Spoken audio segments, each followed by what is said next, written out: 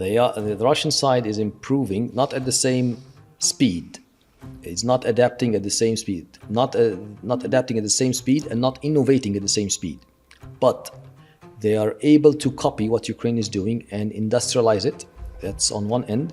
On the other end, they are capable of withstanding the lethality of Ukrainian armed forces, in a way. I think Ukraine's lessons will be distilled in the next century or so in various doctrines, the various military doctrines across the globe. I think it is in the strategic interests of all these countries, of NATO and the rest of Europe, even the ones who are not very friendly to Ukraine at the moment, like Hungary and Slovakia, is to actually give full endorsement and support for Ukraine.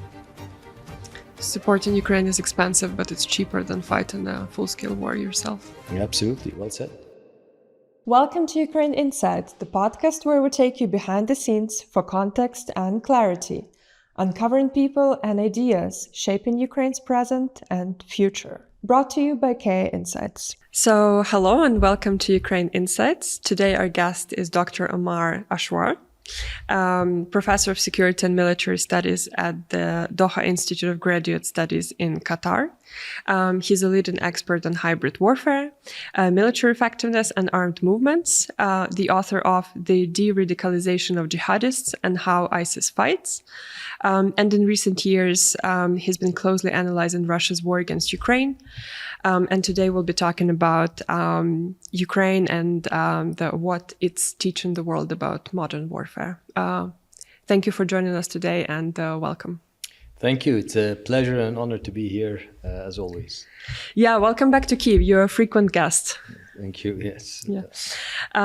Okay, so let me ask you as the first question. As a professor of military studies, what are the key lessons scholars of war are drawing from the Russia-Ukraine war? It's that question needs like a couple of days. So how much time do we have? But I'll be brief. So the Russian war on Ukraine and Ukrainian defense, whether it's the conventional dimension of it or the hybrid dimension, has really transferred and transformed how we understand warfare in many ways. It's not just the depth of it in terms of mobilization of resources, in terms of force generation, in terms of force design and force structure, but also in terms of the force employment on so many levels, and in terms of creating very fast detection destruction cycles that includes, of course, drone warfare, but also including other forms that, in many ways, the thinking was what's going to happen in Kyiv here was a rapid advancement of the Russian forces. Some even called it Kyiv in 3 days. Yeah, shock and awe, and therefore Kyiv would fall. Some of the analysts gave it a few days, and some former chief of staff of one of the very big countries gave it a few weeks. And so we had this situation, and it did not fall. And it was partly because, one, Ukrainian defense in depth, their flexibility, the small units anti-armor that stopped Russian long columns, the resistance within urban areas, and after that, Ukraine managed to launch multiple phases of war, withstand the artillery duels that happened in the second phase of the war in the Donbass, launch a successful counteroffensives in Kharkiv and Kherson, and launch another counteroffensive in the summer of 2023, which did not achieve its aims. So in many ways, the lessons learned there are about, to put them in more generic titles, and feel free to ask in details, lessons about force employment, lessons about multi-domain operations, especially innovative ones involving the air, the land, and detection from the air to destroy on the land. Lessons in naval warfare, where the country that has almost no regular navy, I would say, is able to dislocate and remove the Black Sea Fleet from its main base in Crimea to Novorossiysk and elsewhere outside of Ukraine, mainly relying on naval drones. These multiple lessons in forced employment in multi-domain operations, and also in terms of combined arms maneuvers as well. And there are other lessons about destabilizing the rear. So you have an entire structure that is built on the resistance within the occupied territories, the Ruch within the Special Operation Forces. And the idea there is to blend professionals with partisans, with people's resistance to destabilize the rear and be able to, at some point, strategically capitalize on that. So many lessons learned, and I think we're still drawing lessons until today from World War I and World War II, and you see many parallels of what's happening in Ukraine from these two world wars. I think Ukraine's lessons will be distilled in the next century or so in various doctrines, the various military doctrines across the globe. Okay, could you maybe distill, was there like one long-standing assumption about war in academia that this war has already challenged, or are we still yet to see that? So in academia, it's there are more debates, and Ukraine has more or less ended some debates. For example, there was this famous debate, which is a policy academia approach about the death of the tank. And that debate has been going on since 1973, since the October War, 1973, Yom Kippur, Ramadan War. And in that war, there were some debates that the tank did not perform well, so it should be dead because of the mainly Soviet anti-tank guided missiles. Of course, what is forgotten that the Israelis managed to cross the canal on tanks in that war as well. So a few weeks after the initial Egyptian victory, the Israelis managed to cross on tanks. And that debate came because of the Battle of Kyiv, resurfaced again about the future of the tank. Of course, it's not about the tank itself, it's about how to employ the tank.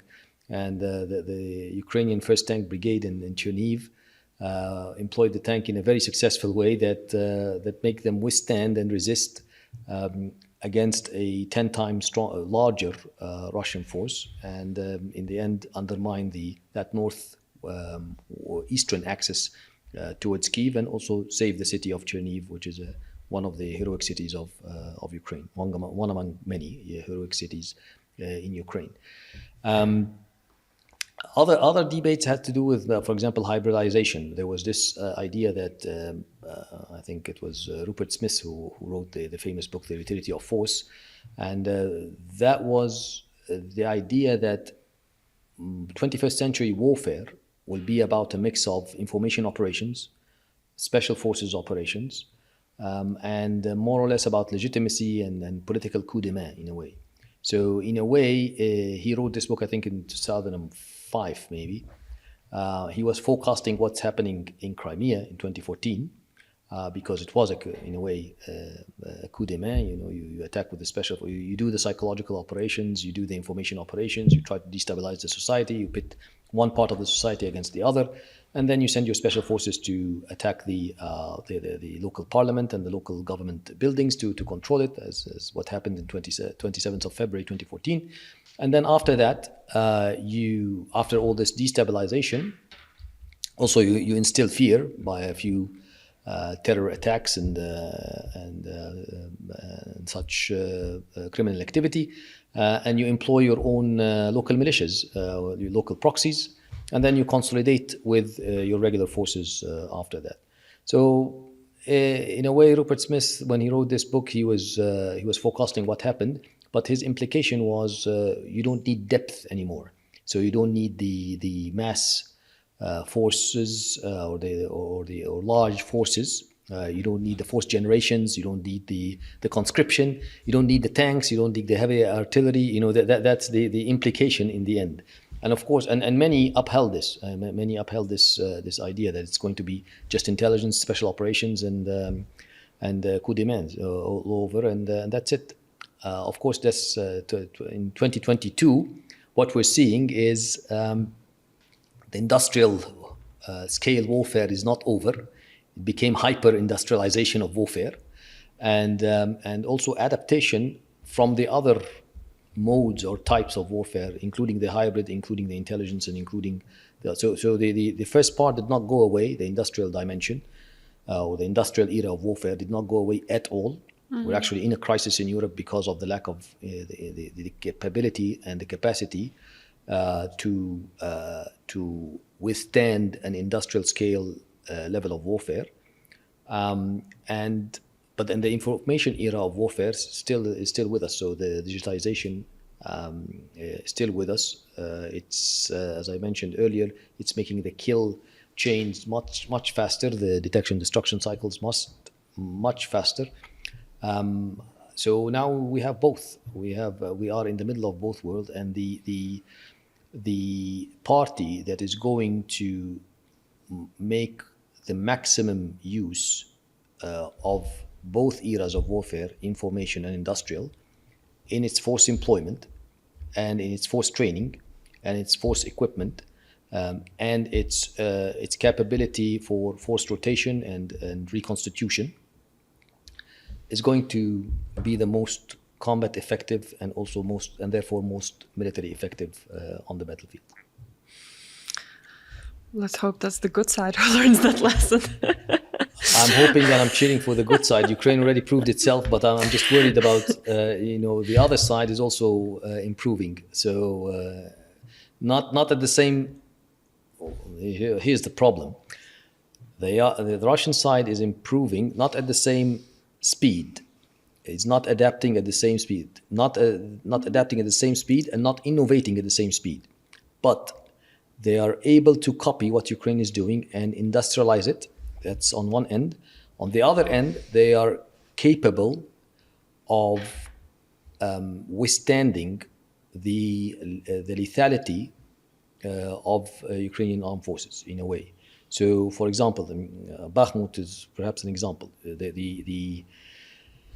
At one phase in Bakhmut, the LER, the loss exchange ratio. So for one Ukrainian soldier to fall, 7 Russians need to die in front of him. Okay, so it was 1 to 7 for Ukraine. It dipped down in the end of the last phases of the battle. It dipped down maybe to 3 to 1. So we can say the average 5 to 1. They managed to take the city. So they lose the 5, Ukraine lose the 1, and Russia advances. So and this is an issue.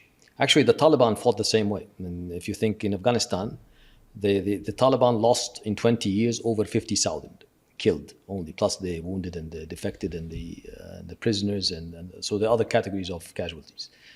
The coalition lost less than 3,000, and the Taliban won in the end. So in a way, it's a very Soviet way of warfare, and it's a dangerous way of warfare. And what makes it dangerous is that I don't know any other country in Europe or probably in the world that will be losing 30,000 per month and still attacking, still going on the offensive. Complete disregard of the welfare of the citizens, completely. And it's definitely because of the regime type that they have in Moscow, not because of anything else, because the Soviet Union, despite being a dictatorship, when it lost 15,000 in Afghanistan in 10 years, it withdrew.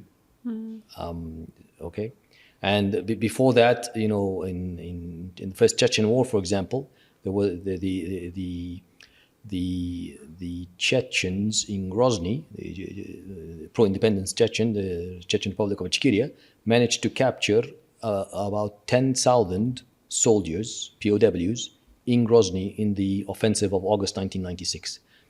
And when they did so, their mothers moved on the Kremlin and asked them to sign a ceasefire. And this is where the negotiations started. So in both those regimes, the Soviet regime and the previous regime in Moscow, there was a bit of appreciation for the citizens' life, and there was also some civil society movement. Now you see the 30,000 per month. The casualties, meaning dead, wounded, POWs, defected and missing, north of 1,200,000, and it's going on the offensive. They're not defending Moscow. They're in other countries, trying to take that country away from Ukraine. So for comparison, 30,000, that's half the size of the British Army, right? Almost? Yeah. Our British Army is 72,000 at the moment. So a bit bigger, probably a little bit north of that, but not by much. And then we have the Royal Marines, which is a smaller force. And so pretty much we can lose, if we fight that way, we can lose it in about 2-3 months. Yeah. Okay. So you mentioned Taliban and sort of the parallels there, and you wrote a book about ISIS tactics. Maybe anything else you could sort of say about the similarities and the differences between the wars in the Middle East or Greater Middle East and in Russia-Ukraine war? Yeah, absolutely. So there are similarities and there are differences as well. So I'll start, for example, some of the differences. Most of the wars in the Middle East were, relatively speaking, believe it or not, short wars. They were the state-on-state ones. The state-on-state ones were short wars. So the state-on-state, they had all the ingredients that part of the war on Ukraine has. So they had the combined arms dimension, the multiple branches involved, artillery, infantry, armor, and so on. It was multi-domain, most of them, so air, sea, land, electronic warfare, and so on. The old ones did not have cyber dimension, but it was like that. But it was mostly short wars. The wars that became changing the doctrines, or doctrine changers of many states, like the October 1973 war and its impact in terms of the air-land battle doctrine in the US and in the NATO countries, in the NATO doctrines. That was about a 2 weeks war. It started in 6th of October 1973 and ended in about 26th of October. So it was not a long war. So the war for the liberation of Kuwait, it was a war that also a doctrine changer, if you wish, because it changed a lot of the approaches, especially with regards to the Russians and the Chinese, in the sense that you cannot go against the US and its allies in a conventional way, because if you go conventional, then you lose. And this is what ended up with the so-called Gerasimov Doctrine, which is not really a doctrine, but it was like an approach to win without going conventional. And information operations and proxies and psychological ops and so on. And with the Chinese, of course, there was the famous book that was written by two of the officers, Unrestricted Warfare, which is basically more or less the same. Fight in every corner, but don't go into a direct fight with the US. So this was partly because of 1991 war for liberation of Kuwait, but it was again a short war. It was a war of 37 days air campaign, followed by 100 hours of ground fighting, and the country was liberated. Kuwait was liberated. So most of them were short wars. Now the long wars were the ones between the state and the non-state. But even some of these wars, for example, the war between Israel and Hezbollah in 2006, that was a 34-day war. It was a month and a few days afterwards, but it was a conventional-like war. Like the non-state, Hezbollah in this case, decided to hold territory and to fight back and defend what it holds. So it fought back in that way. It was not a guerrilla war. So this is on one end, and then you enter the wars of ISIS, I call them, because they were a series of wars from Libya all the way to the Philippines, because they took some cities in the Philippines as well, like Marawi, for example. So they held about at one point over 120 towns, cities, and villages between Libya in the west all the way to Philippines, South Philippines in the east, and then later on after this phase they went into Africa, from west to central to East Africa. And these were wars basically conducted. They were long, but they were not attritional in a sense that they combined a mix from the coalition side of state power as in air power, as in conventional forces, but also proxies. Like in the case of Syria, the US was relying on the SDF, the Syrian Democratic Forces, which is a coalition of militias, of over 18 militias led by the Kurdish militias, two Kurdish militias. So they were relying on this, but also there was a lot of urban warfare. Most of the fighting was inside cities, so it was like a Mariupol style kind of fighting. And ISIS mastered this idea of entering the city, raiding the city, and then fortifying inside the city, and then turning their offense into a defense. Because now they're in the city, so you're trying to get them out, so they're defending. And they managed to also employ some very innovative tactics. Some of them are brutal, like the suicide vehicle-borne IEDs. So they were using car bombs basically as smart, slow cruise missiles on the ground. And they managed to breach many fortifications using that, and turning car bombs from an urban terrorism weapon into a battlefield-grade weapon, which was very effective. But also they employed some drone warfare. So the first time the US gets attacked from the air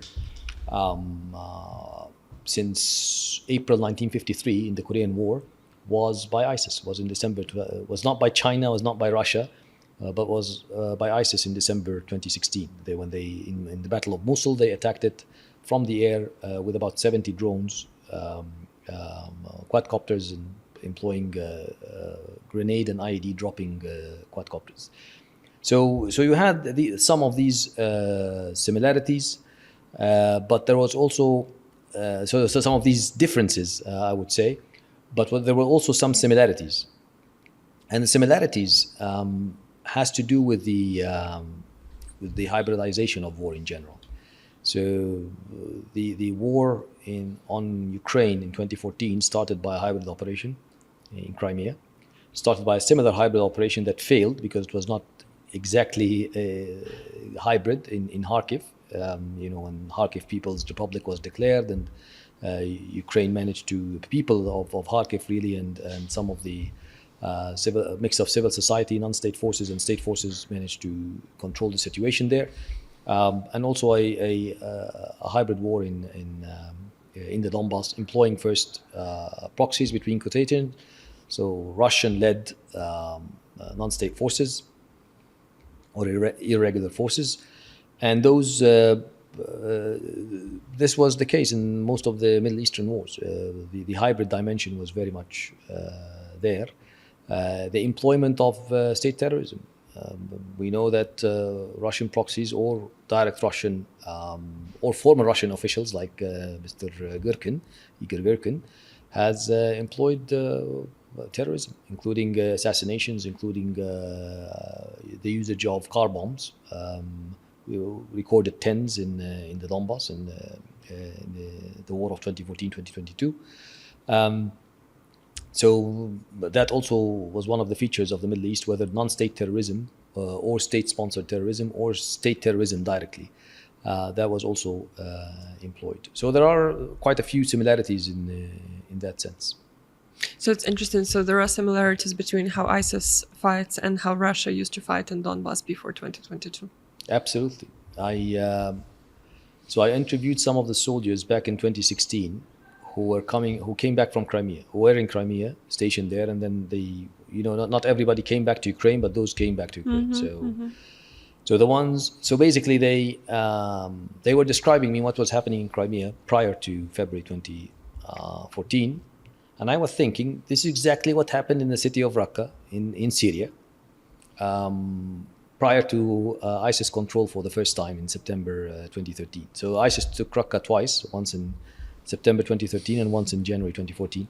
So they were, so here are the similarities. It starts with the psychological and information operations, and then you map out who's going to resist in the city. So you either assassinate them, blow them, or kidnap their kids, or socially assassinate them by pouring all kind of dirt on them. And then manage to destabilize the society by sending your own agents inside the city. To manage to flip sides, so to bribe officials in the security and the military establishment, or in ISIS case with other rival militias, to switch sides. So became secret agents within these organizations, and then destabilized by a series of events, and then attack the heart. So like the Spetsnaz raid in Simferopol, on the government buildings in Simferopol. Similar situation was happening in Raqqa, and after all this, you come and secure the gains. So the conventional force, whether with ISIS or in the case of Russia, did not come to bring about the victory in Crimea.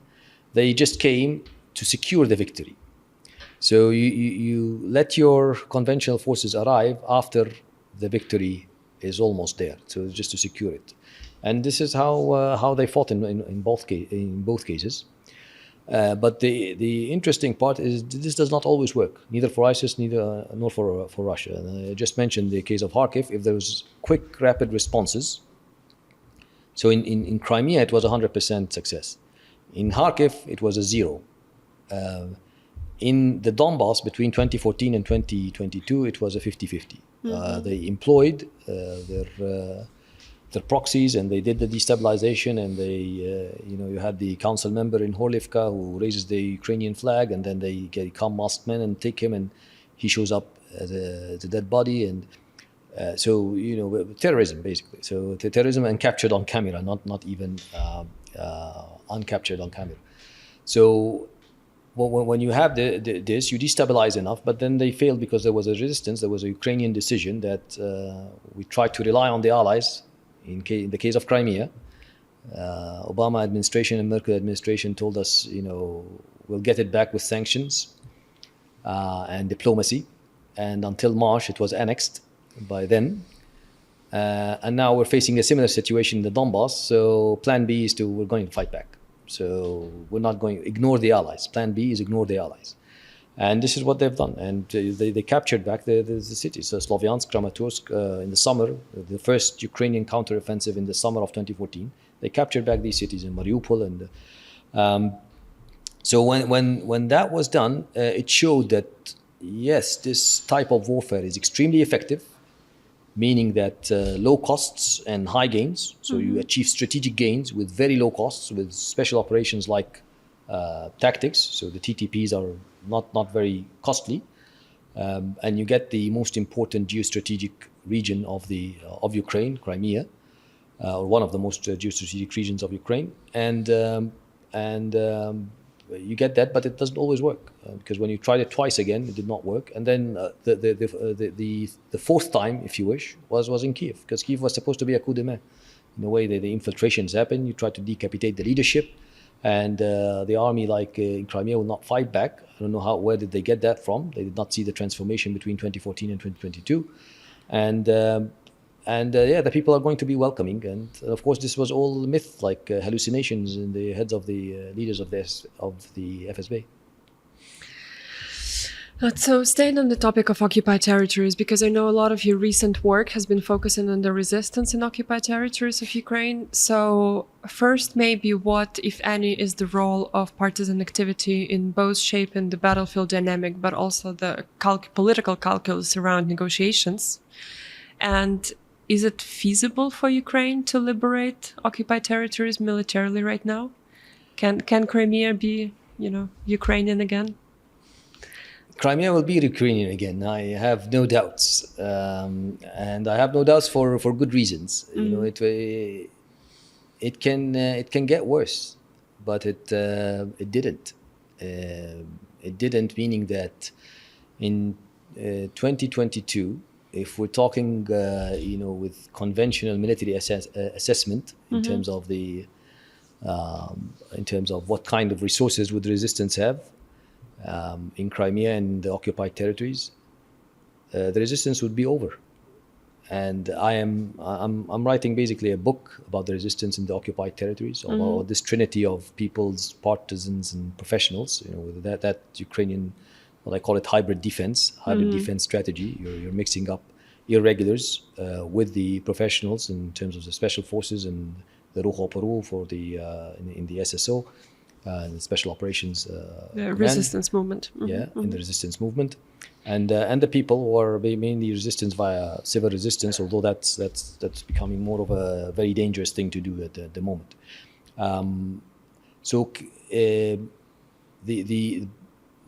If you think about it, without thinking about it, the data shows the following: that the operations have been increasing, not decreasing, and I'm talking about from Yalta all the way to North Luhansk. And the countermeasures were the Russian countermeasures were unable to suppress it.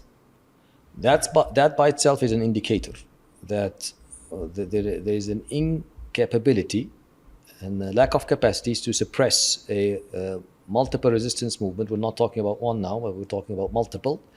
Atash would be one of the famous ones, for example, Crimea based, but operating everywhere, including inside the Russian Federation.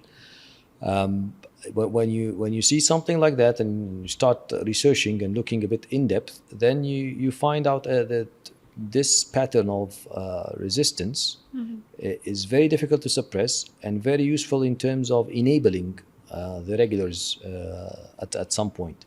And we have multiple historical cases from the allies in Sicily and in France, and how the resistance there enabled the professionals, the regulars, to liberate these areas. This is World War II. All the way to the cases against the Russian Federation, the most famous of which was in Grozny in 1996. In that case, most of the collaborators that were working for the Russians during the offensive switched sides because the Chechen resistance arranged with them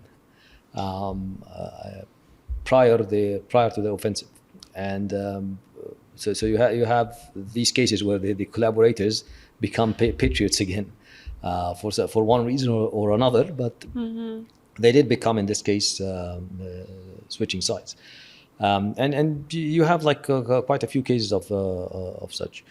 When will it be liberated? It is difficult to say. It is difficult to say. But one thing that needs to be taken into account, that it exists, it's expanding, it's enduring, and Ukraine clearly took a strategic decision to invest in it. And I think that's all positive indicators for, at some point, the liberation of the occupied territories. Well, this gives me hope. So you mentioned this phrase, Plan B is ignore the allies. That's, I guess, something Ukraine has been doing for a while. I was earlier today at your lecture where you mentioned that one of the trends we see these days is that old alliances are disintegrating, and that's kind of true globally. Could you speak a bit about that in general, kind of what's happening, what does it mean, and what does it mean for the future of NATO and for Ukraine's role in NATO as well? So luckily, NATO did not disintegrate, despite all the political trends. Against all odds. Against all odds, and we can say that it's the effect of Mr. Putin specifically, because we had European leaders saying that NATO is on the deathbed. That was I think President Macron at pre 2022, but it didn't. It actually expanded with powers that have significant capabilities like Finland and Sweden, and actually expanded its borders with Russia as well, with about over 800 miles in the case of Finland. Also, the NATO owes Ukraine significantly, because the Western Military District that it was supposed to fight NATO, and some of its famous units like the 1st GTA, the 1st Guards Tank Army, the 11th Corps of Kaliningrad, those were more or less atterrited and at one point rendered combat ineffective thanks to the ZSU and the Ukrainian armed and security forces.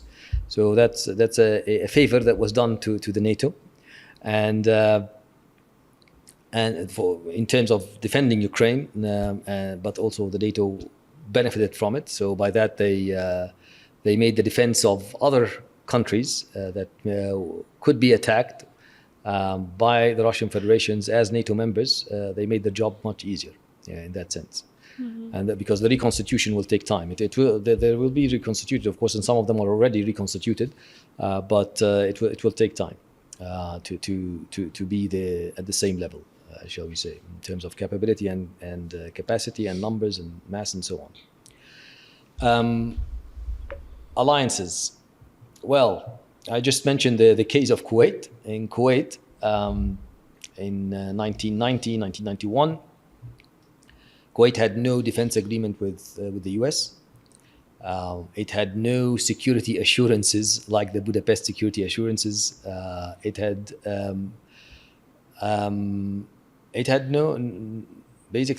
nothing that is a sort of an alliance. It was not a NATO member. It was anything like that.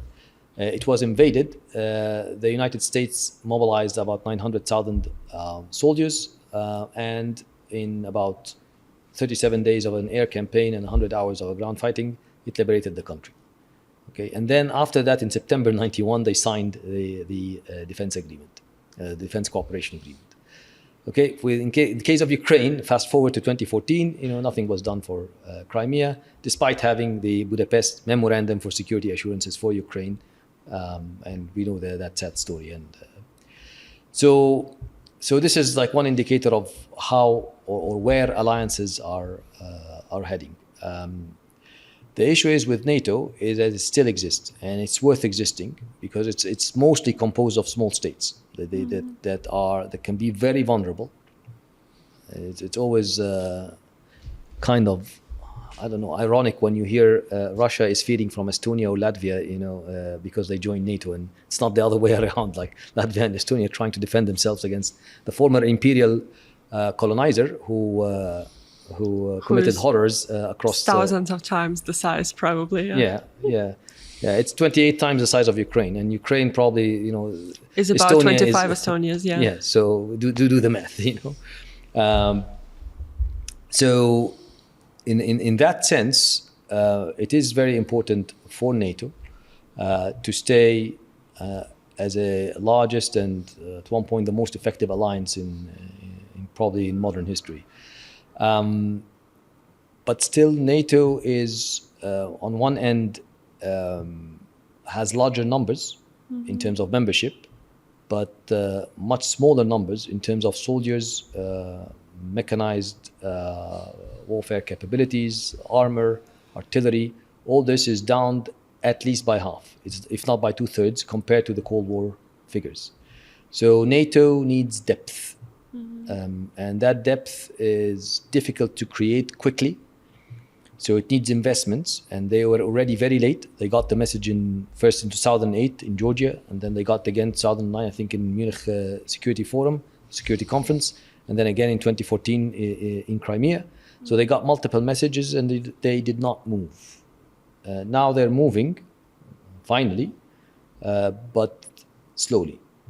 And Ukraine is giving them time with their blood. Okay, they're buying NATO time with blood, and NATO leaders needs to understand that and needs to appreciate that. Yeah. So let's end with this. If you had to distill one lesson from Russia-Ukraine war that NATO should implement for its own defense, what would it be? Sorry. So let's end with this. If NATO had to implement one lesson for its own defense learned from the Russia-Ukraine war, what would it be? I would say depth. NATO because depth will solve many of their problems. So if you have depth, you will be able to mobilize, and you have force generation capabilities. If you have depth in magazine depth, you will be able to equip and train and your soldiers with the necessary assets, systems, munitions. And if you have depth, I would think, well, the force structure and the force design and later the force employment will be also shaped by your depth. So I would say invest in the depth of their defenses, And the other thing is the lesson that they should take from Ukraine, and they should heed that advice, is to support Ukraine. Ukraine is clearly their forward defense. Clearly, they shield them with their blood, and therefore I think it is in the strategic interests of all these countries of NATO and the rest of Europe, even the ones who are not very friendly to Ukraine at the moment, like Hungary and Slovakia, is to actually give full endorsement and support for Ukraine. Supporting Ukraine is expensive, but it's cheaper than fighting a full-scale war yourself. Absolutely. Well said. Yeah.